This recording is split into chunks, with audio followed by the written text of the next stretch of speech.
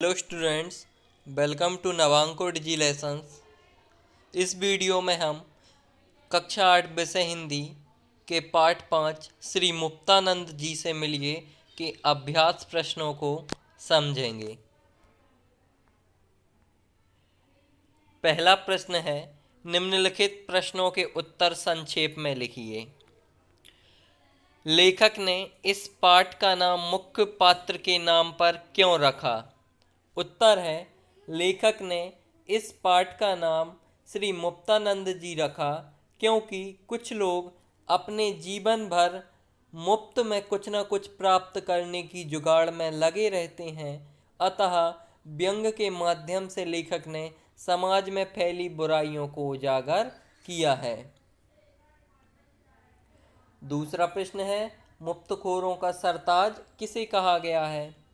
उत्तर है, मुफ्तखोरों के सरताज मुक्तानंद को कहा गया है, जो किसी भी वस्तु को प्राप्त करने के लिए पैसा खर्च करना नहीं चाहते। वे मुफ्त में प्राप्त वस्तुओं का आनंद उठाते हैं। अगला प्रश्न है, लेखक से मुक्तानंद ने कौन सी ग्रंथावली मांगी? उत्तर है, लेखक से मुक्तानंद ने कालिदास ग्रंथावली मांगी। अगला प्रश्न है, मुक्तानंद जी की कमीज कहाँ और क्यों फटी? उत्तर है, मुक्तानंद जी की कमीज मुफ्त में बर्फ प्राप्त करने के लिए लगी हुई कतार में लगने पर फट गई। मुफ्तखोरों द्वारा की गई खींचतान में उन महोदय की कमीज फट गई। अगला प्रश्न है, लेखक मुक्तानंद जी को साष्टांग प्रणाम क्यों करता है? उत्तर है, लेखक मुक्तानंद जी को साष्टांग प्रणाम करता है क्योंकि लेखक ने उन जैसा मुफ्तखोर नहीं पाया, ना ही देखा। वे इस मृत्यु लोक को भी मुफ्त में सुधार गए तथा अब परलोक की टिकट भी मुफ्त में प्राप्त करने की जुगाड़ में है। अब निम्नलिखित प्रश्नों के उत्तर विस्तार से लिखिए। पहला प्रश्न है, मुक्तानंद महोदय की मुफ्तखोरी की घटनाओं में से आपको सबसे अधिक प्रभावित किस घटना ने किया? लिखिए। उत्तर, मुक्तानंद महोदय मुफ्त में ही पान खाने का शौक, कटी पतंग को लूटना, मुफ्त में ही दैनिक पत्रों को पढ़ना, अपने 10 पुत्र और पुत्रियों को मुफ्त में ही शिक्षा प्राप्त कराने की जुगाड़, मुफ्त में पुस्तकें प्राप्त करके अपना लाभ कमाना, फ्री पास लेकर रद्दी से रद्दी थिएटर देखना, मुफ्त में बर्फ प्राप्त करना, मुफ्त में औषधि प्राप्त करना तथा मुफ्त में ही परलोक सुधार लेने संबंधी सभी घटना हास्य प्रधान हैं।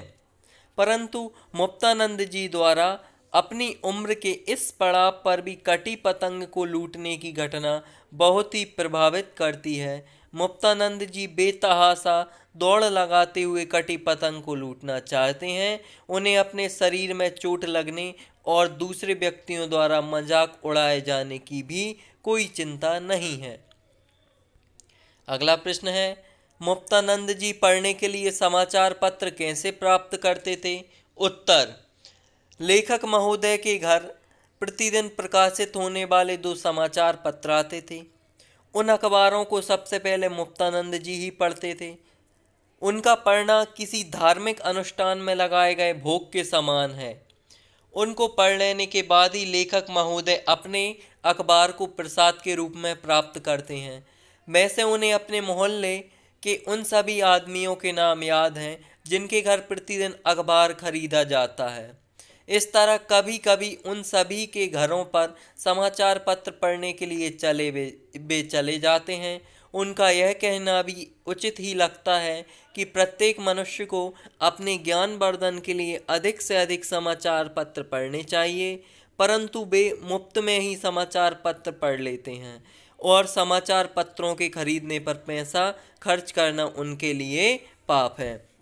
अर्थात मुक्तानंद जी हमेशा मुफ्त की वस्तुएं प्राप्त करने की जुगाड़ में लगे रहते हैं। उन्हें समाचार पत्र पढ़ना, मुफ्त में पढ़ना ही अच्छा लगता है।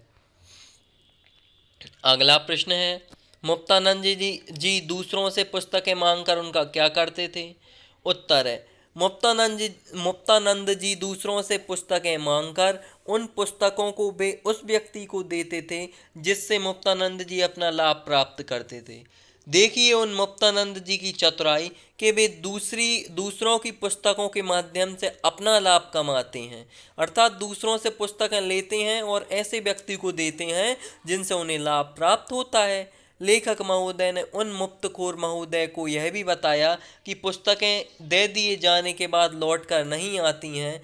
2 दिन में लौटा देने के वायदे पर लेखक ने अपनी पुस्तक दे दी, लेकिन 2 वर्ष बीत जाने पर भी मुक्तानंद जी ने वो पुस्तकें नहीं लौटाई। इस तरह मुफ्त में मांग कर लाई गई वस्तुओं पुस्तकों से उन्होंने अपनी अलमारी को भर रखा है।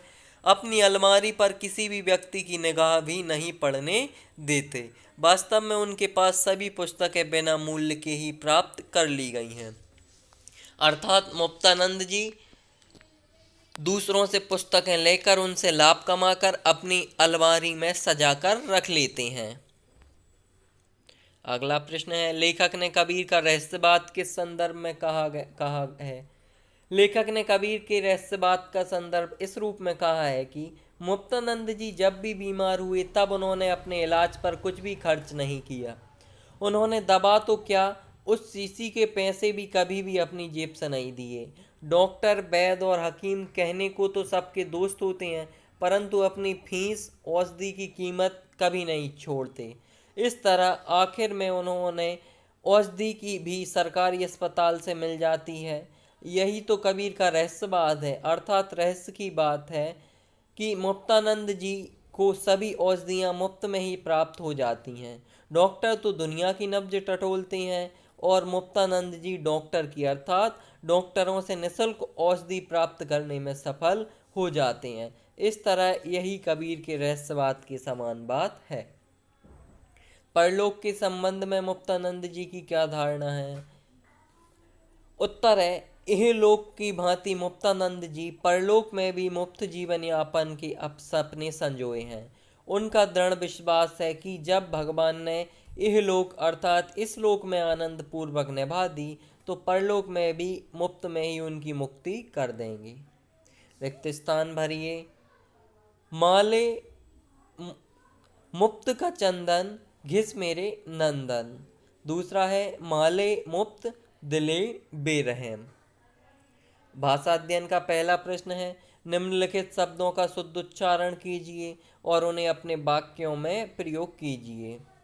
नीचे कुछ शब्द दिए गए हैं, उनका उच्चारण करके उन्हें अपने वाक्यों में प्रयोग करना है। पहला शब्द है निमंत्रण। इसका वाक्यों में प्रयोग करना है, मेरी पुत्री के जन्मोत्सव के अवसर पर आपका निमंत्रण है। दूसरा शब्द है सिद्धांत। प्रसिद्ध वैज्ञानिकों ने अनेक बार प्रयोग करके सिद्धांतों का निरूपण किया है। अगला शब्द है अनुष्ठान। आज मेरे परिवार में कुछ विशेष अनुष्ठानों का आयोजन किया जा रहा है। तिलांजलि, अपने पूर्वजों द्वारा स्थापित रीति रिवाजों को तिलांजलि देकर परंपराएं कायम नहीं रह सकी। अगला शब्द कृतकृत्य। देव दर्शन करके हम सभी कृतकृत्य हो गए। अगला शब्द है कंठस्थ। बालकों को अपनी कक्षा की कविताएं कंठस्थ कर लेनी चाहिए। साष्टांग, हमारे देश में सन्यासियों को आज भी साष्टांग प्रणाम किया जाता है। कृतार्थ, गंगा जल के स्पर्श मात्र से प्राणी कृतार्थ हो जाता है। अगला प्रश्न है, निम्नलिखित समानोच्चारित भिन्नार्थक शब्दों का अर्थ स्पष्ट करते हुए वाक्यों में प्रयोग लिखिए। अर्थात नीचे कुछ शब्द दिए गए हैं जो उच्चारण में तो समान से प्रतीत होते हैं किंतु उनका अर्थ विपरीत होता है, अलग अलग होता है, उनके अर्थ अलग अलग होते हैं। जैसे नीचे दिए गए शब्द हैं। पहला शब्द है अन्न। अन्न का अर्थ अनाज तथा दूसरा अन्य का अर्थ दूसरा होता है। इनका प्रयोग करते हैं, अन्न उत्पादन में भारत उन्नति कर रहा है। दूसरा, आज़ादी के समय भारत अन्य देशों से अन्न मंगाता था। तो इनमें दोनों शब्द उच्चारण में तो लगभग समान है लेकिन दोनों के अर्थ अलग अलग हैं। दूसरा है आदि। प्रारंभ के आदि तथा दूसरे आदि का अर्थ आदत पड़ जाना। पहला आदि का अर्थ प्रारंभ तथा दूसरे आदि का अर्थ आदत पड़ जाना, दोनों का प्रयोग करते हैं। पहले आदि का अर्थ द्रोणाचार्य पांडवों के आदि गुरु थे, अर्थात प्रारंभ से उनके गुरु थे। दूसरा आदि का अर्थ वह सिगरेट पीने का आदि है, यानी उसे सिगरेट पीने की आदत है। तीसरा अनल, एक अनल का अर्थ होता है आग तथा अनिल का अर्थ होता है हवा। अनल सबको भस्म कर देती है, अनिल के सहारे जीवन बना रहता है।